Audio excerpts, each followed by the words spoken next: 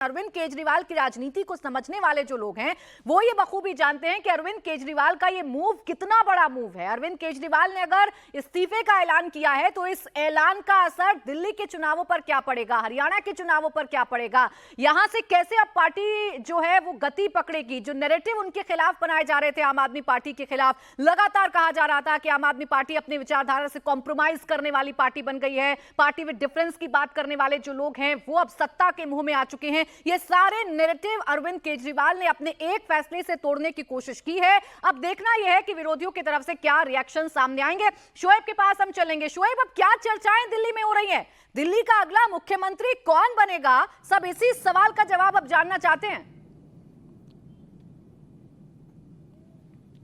बिल्कुल, देखिए यही सवाल है अब कि अब किसके हाथ में दिल्ली की जिम्मेदारी रहने वाली है, क्योंकि अरविंद केजरीवाल की तरफ से ऐलान कर दिया गया है कि वो गद्दी छोड़ने जा रहे हैं। हालांकि कुछ लोग ये भी कह रहे हैं कि दबाव में आ गए थे केजरीवाल, अब चूंकि कोर्ट की तरफ से ये पाबंदी लगा दी गई कि आप सीएम ऑफिस नहीं जा सकते, किसी फाइल पर दस्तखत नहीं कर सकते, तो आप बाहर आने के बाद ऐसे बैठकर सीएम रहकर सिर्फ पद के लिए और नाम के लिए आप सीएम नहीं रह सकते। इसलिए दबाव कहीं ना कहीं अरविंद केजरीवाल पर था, क्योंकि अब तक हमने जो जेल में देखा है, केजरीवाल ये उम्मीद कर रहे थे कि जब उनको जमानत दी जाएगी कम से कम, तो शायद कोर्ट की तरफ से जो ये शर्त है ये खत्म की जा सकती है कि वो सीएम ऑफिस नहीं जा पाएंगे या किसी फाइल पर दस्तखत नहीं कर सकेंगे, तो वो ये उम्मीद कर रहे थे। लेकिन जब कोर्ट की तरफ से ये तमाम चीज़ें पाबंदियां लगाई गई तो कहीं ना कहीं दबाव में थे केजरीवाल, और उसके बाद अब ये ऐलान कर दिया गया है। जहां तक सीएम बनाने की बात है तो कई जो लोग हैं वो अलग अलग नामों का ऐलान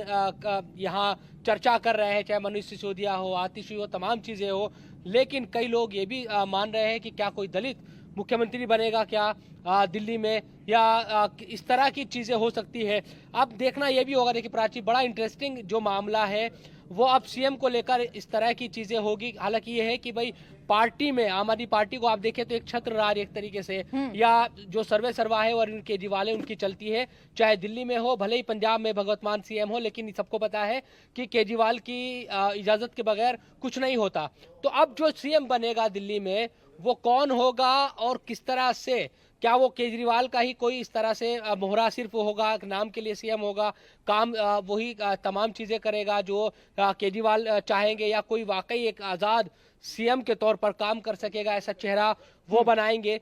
तो ये एक बड़ा सवाल है। आप जो करीबी है अरविंद केजरीवाल के दिल्ली में वो सबको पता है, मनीष सिसोदिया जेल में रह के आए हैं, उनकी भी एक तरीके से अगर पार्टी के लिहाज से देखें तो त्याग बड़ा है।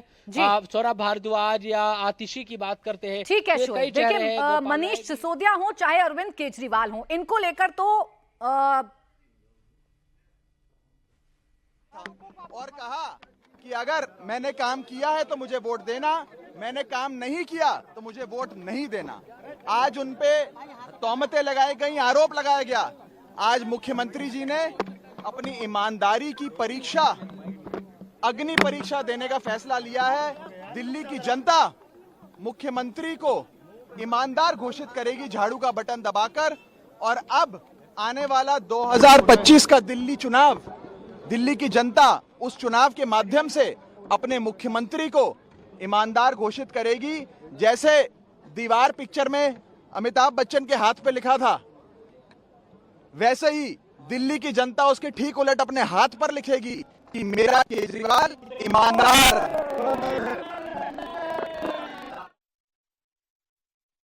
कि उन्होंने पूरी जिंदगी में जो कमाया है वो ईमानदारी और इज्जत, और इस तरह के जो एलिगेशंस लगे हैं तो सीएम साहब ने तो जनता के बीच में रख दिया है कि अगर वो सोचते हैं कि ईमानदार हैं तो भारी बहुमत के साथ फिर